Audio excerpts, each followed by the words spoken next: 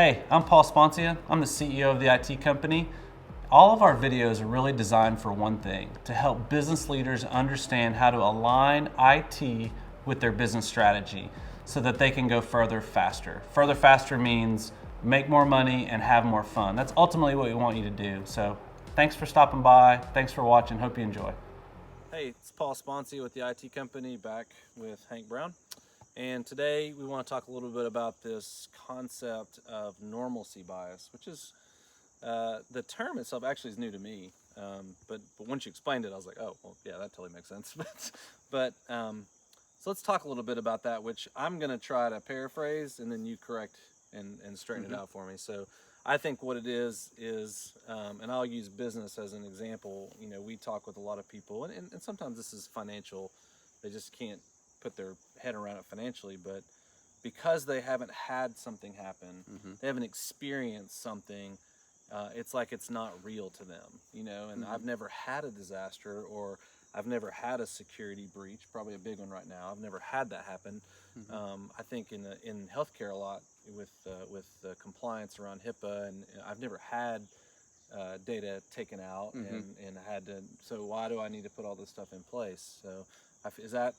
Yeah, that's it. So, and maybe that's what enables me to recognize the risk more, because I have lived through a hurricane. I've lived through snowstorms. I've been on site and done hurricane remediation. I've been in an earthquake, and my data has been stolen because I was part of the Office of Personnel Management breach. So Chinese have all the personnel files. You know, when I got interviewed for my clearance. I didn't even think about that. That's crazy. Yep. Wow. So yeah, it's I guess maybe my awareness is more personal. Yeah.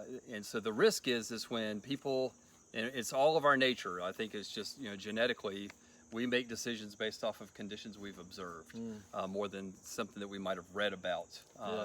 And so if we make those decisions like that, unfortunately, we have trouble preparing for risk, even if the risk is unlikely. If it's has a significant detrimental outcome, it's something we should consider. And you know, it's kind of an aside, but you know, the reason people rubberneck at car accidents is because it's their nature to try to study the situation to learn from it. That's what we do as like the human animal. Is like, what happened there? Well, okay, you know, that's just. And so we also are more inclined to buy car insurance because most of us have seen a car accident.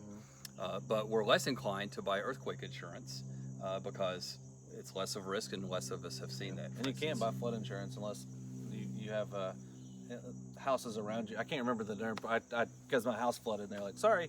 Yeah, Your insurance doesn't cover that, and you can't even buy it. Yep. So, and so there's a number of things that insurers will not insure against because the risk is uninsurable. And so in some places, like, you know, on the coast, the government will step in and provide the insurance, but it's almost an inevitability that you're going to have coastal flooding. So in the situations we're talking about, there are minimal insurance opportunities for them. And so we've talked about in this previous video, but we need to self-insure. So on the topic of normalcy bias, there's kind of a couple of layers to that risk. So one, people who might even be rational thinkers, they observe conditions around them and they decide that they don't need to prepare for some disruption to the infrastructure because they don't think it's going to happen. And you can season that with some level of denial because it could seem to be so daunting that you don't want to prepare for it either. So, you know, I don't prepare for a nuclear strike that occurs close to my home because I can't build a bunker 500 feet underground. So I've kind of set that one aside. And some people, I think, set other risks that you can mitigate yourself aside because they think there's nothing they can do rather than taking small steps to mitigate the most likely. But then the second layer of that is once some type of disruption occurs, and I would say that it's certainly not one that I anticipated, but in COVID-19, and I'd even already written a book at that point, said, you know, to expect the unexpected. And then these unexpected things keep happening, and I'm like, well, wait a minute, I even wrote about this and I'm not expecting it. But however you personally gauge the situation, the level of degradation or the level of disruption, our nature is to say, well, this is normal, and then we're going to go back to what used to be. And we might hope that that happens, but there's certainly no guarantee that that's going to occur. And what we really should be doing is, if we are observing a degradation to our infrastructure, and that could be to our society, to civil order, to electricity, any of those things upon which we rely, then we should be taking actions, modest actions, but actions to mitigate a worsening of that situation. And so that's where I get into talking about staying ahead of the curve, which is a term everybody's familiar with, but what does it really mean? Well, if you're ahead of the curve in the topic, if you will, of being prepared, then you might be the object of some derision from other people, right? They may think you're some type of extremist, and so a couple things about that. For one, why do people care? If you have extra green beans or ham in your freezer or something like that, why do people care? Right. And then two is what is the effect on others? So using COVID-19 is a good example. People who were prepared, I'm not saying people who were preppers, but people who had a buffer at home, when we became aware that there were some strains on the supply system, those were not the people who rushed to the store to buy things because they had them at home. Right. And so it was actually an act, in my opinion, of responsibility, because we had incurred the expense of creating a buffer to which others benefited because we left stuff for them. Now, I didn't stop shopping because I decided how much buffer I wanted to have, and I said, okay, now our challenge is to try to maintain this buffer. Yeah. But we didn't go buy excess trying to create a buffer when it was too late. And so, but even at the beginning of COVID-19, when some people were trying to stock up, if you'll say, others use negative words like hoarding. Even when the government was telling people, to go buy things. Right. Yeah. They use terms like hoarding, and I think it's people's nature to be critical of that, and certainly there could be elements that are worthy of criticism. Absolutely. But if they're just critical of it in general, I think it's actually it's them compensating for their own, either their denial or their unwillingness to accept the conditions as they're observing it, and so it's like a defense mechanism. Is what I think. So the best thing in my mind is, again, to pre-purchase things that you would have bought or used anyway, so you're not buying stuff that's going to be wasted. And so it's things that are shelf stable or actually have no shelf life. I mean, I think toilet paper probably has a very long shelf life as long as it's dry. You do have a storage consideration, but you can figure those things out. And so then you have established a buffer for yourself, as we talked about previously, to create decisions. It's kind of fair to your fellow man because you're not going to place extra demands on the system if there is some type of disruption.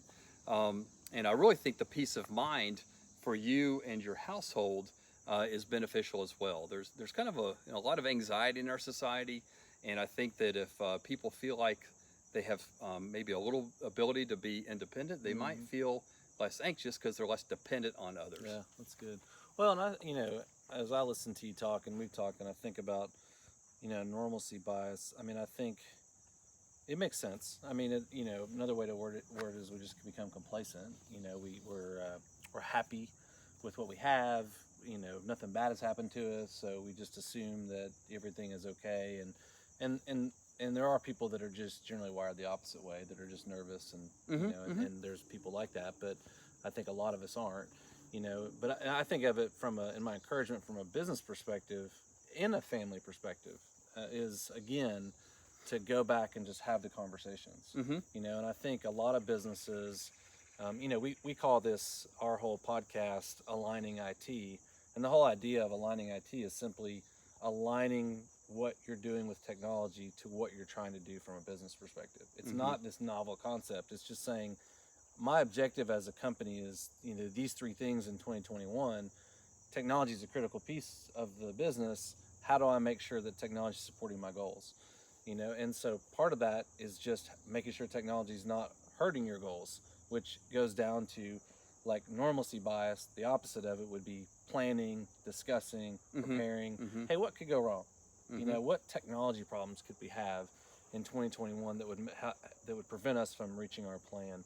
You know, if our plan as a family is we want to save, I don't know, $20,000 this year, but we also want to go on a trip and we want to do this thing. Buy camper. Yeah. So what are the risks? Right, there's the tension with each other, right? Yeah. What are the risks that we have of not meeting it, and what are the risks of bad things happening, and therefore how do we maybe create some buffers around that? And the one that I didn't even think about that we talked about on the last video that we just talked about on was like banding together with your family. I didn't even think about that. Like just saying, hey, my family that's in Florida, my family that's in Tennessee, my family that's in Colorado, let's all kind of talk, you know, in the event of something bad, how would we support one another? And that's a big deal in and of itself that could be really, really advantageous. I'm just going to bring my camper here. But that's Run my that 30 amp right over that's there. right. But that's my encouragement as I think about it, and I think what I'm learning a lot from Hank is just have the conversations. That's you right. know, and So talk I'd like about to it. pull on that real quick so I don't lose the thought. So, you know, in business you might have a disaster recovery plan. In your family you might have some considerations for how to deal with disasters.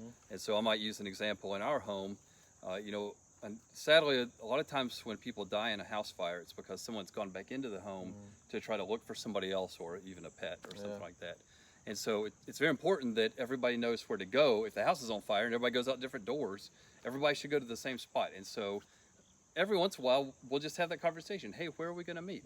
And sometimes my kids they've named like, they've said the mailbox, because in our old house it was the mailbox, right? Like, not here. We have a long driveway here. Here we meet at the barn. And so we did just a very brief discussion, you know, while sitting around the table. In business, once you have some type of disaster plan or recovery plan or risk mitigation plan, then you can have a tabletop exercise. Talk about it. And talk about it. You don't have to like turn the computers off. You don't have to. There's a diminishing return on investment in an exercise, and there's always going to be a naysayer who says, well, you know, you can't prepare for everything. You can't, but you can prepare for likely events. And having a good step-off plan where everybody has a similar thought in mind to begin execution, then you can pivot off of that when bad things happen, be it your family or your business. I heard, you know, I've always had this fascination with special operators. You know, I've talked about that, and I've just in some of the stuff I've read, I realized, and I'm sure, you know, as a Marine in the job you did, like you prepare more than you ever fight. Like that, and you prepare for every scenario so that when a scenario comes about, hopefully you prepared for it. You know, and obviously I've never been it. You have, but I'm sure there's things that you just didn't prepare for. But preparing for anything helps you be more ready for even the unexpected. That's right. And so I think there is a lot. That's why I like to talk to men and women from the military, because you guys have spent your whole lives preparing, you know, for things, and there's a lot to be gleaned from that, from a business and a personal perspective. I was just thinking about what you said about fire. Like, I remember as a kid, like that was it was something that was talked about in school, and they, you know, and I don't know that they do that anymore. You know, I don't know that that's really something that happens anymore. And that's just a simple one. It is simple. Like I actually forgot about it. Like I have a 2-year-old and a 6-month-old, so he doesn't know what we're talking about. But that's right. But as a family, we need to talk about that. Like, hey, in a fire, you know, where would we go? That's Make right. sure we're all on the same page so that we can. Okay, everybody's here. And so that's not that occurrence is not that unlikely. No. And it's very small things you can do. And so the parallel is on even less likely events. There are small things you can do that are still going to mitigate a large part of the risk. I would add to the fire thing is, you know, have fire extinguishers and know where they are. Exactly. Just last year, and I wrote about this in I think the first book. You know, I walked into the yard and there was smoke coming out of the barn. And I walked in the barn, we had a refrigerator in there with drinks in it, and it was on fire. And fortunately, I had a fire extinguisher, and I was able to shove the refrigerator away from the barn wall, which was also catching on fire. It's a 100-and-something-year-old barn, old Wow. wood. So And that's tender. yeah, yeah. And put it out with that fire extinguisher. Wow. So one, I was just fortunate that happened to be there. Yeah. But two, that I knew where the fire extinguisher was and I knew how to use it. Yeah.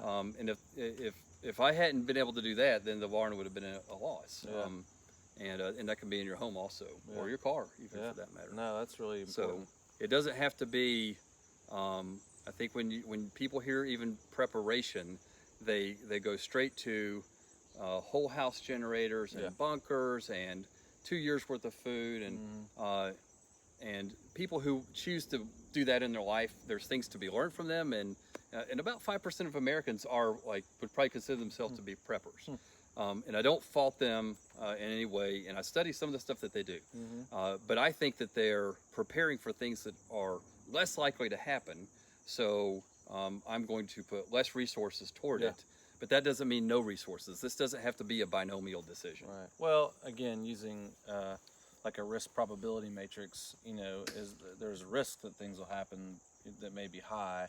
The risk may be high. The probability could be really low. So I think, again, to the point that we talked about, I mean, it's a real risk that we could have enough of a storm or something to happen that we could be without power for several days. How likely it is, I don't know if it's more likely as we move out to like where you live versus where I live in the city. I don't know. I don't understand the power grid enough to know that, but preparing for those things, I think, is not that difficult. I think I shared with you a long time ago. I never realized. I just generally, when I used to shop, would just sort of overbuy stuff, and it wasn't anything. I did it actually. It's moderately out of laziness. Like, I just didn't want to have to go buy more toilet paper. And so when I would go, even if we had like toilet paper, I just buy it again.